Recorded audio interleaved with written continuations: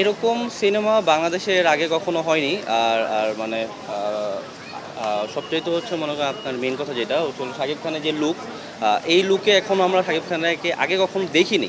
যেহেতু আমরা first time ওনাকে এই লুকটাতে হচ্ছে হলো দেখছি। সো আমার কাছে মনে হচ্ছে লুকটা সব কিছু মিলে মানে খুব সুন্দর লাগতেছে। আমার আমার জানা মতে কপি আসলে মানে মানে লুকের মতো বা লুক বা সেম হতে পারে, মানে একটু ডিফারেন্ট হতে পারে, স্বাভাবিক বিষয়। বাট মানে কপি জিনিসটা এটা আমার কাছে মনে হচ্ছে না।